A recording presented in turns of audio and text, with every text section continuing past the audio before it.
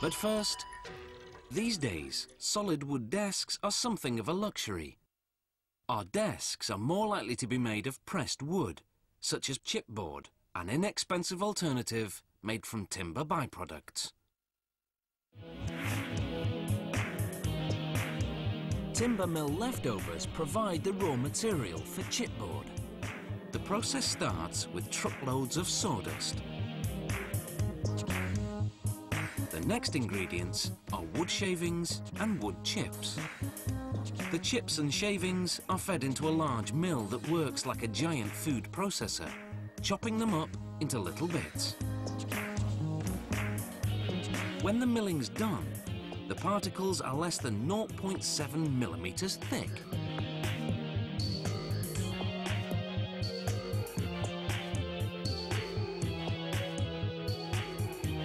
To take out any excess moisture, the particles are put into giant dryers for 25 minutes, whose combustion chambers are fueled by leftover dust from the chopping mill.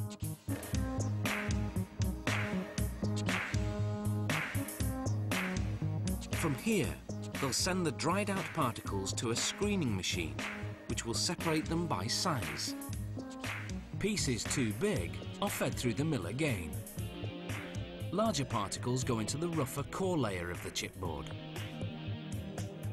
Smaller pieces into the smoother surface layer.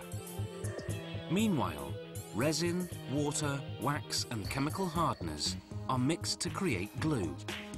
Machines mix that glue with the particles, then push out a long continuous mat.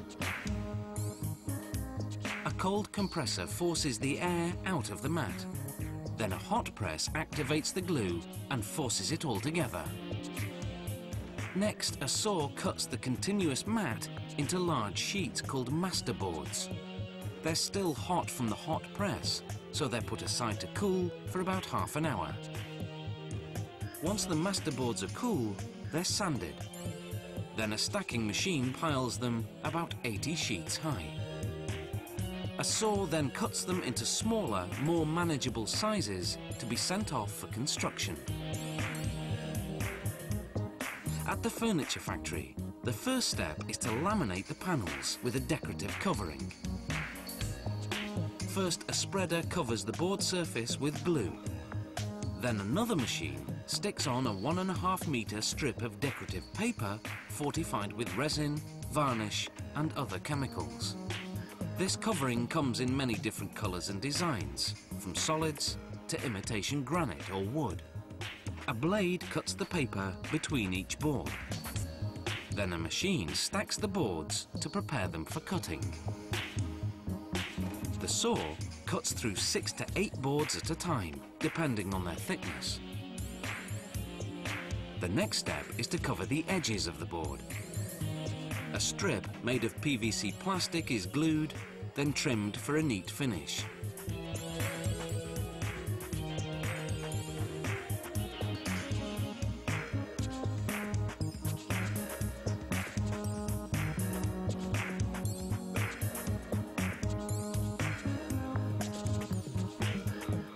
Next, they prepare the pieces for assembly.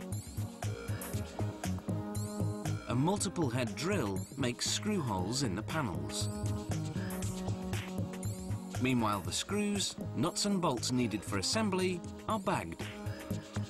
There's a separate bin for each screw, nut, bolt and connector. The machines count out the exact number required for each piece of furniture. Then the hardware's automatically bagged and weighed to make sure nothing's missing. Every so often, a worker assembles a sample to make sure everything fits together properly. If it does, production continues and they can proceed to packaging. They put together the boards for each piece of furniture, add the hardware bag and instruction booklet, then seal everything in plastic film. It may not be a mahogany masterpiece, but it does the job.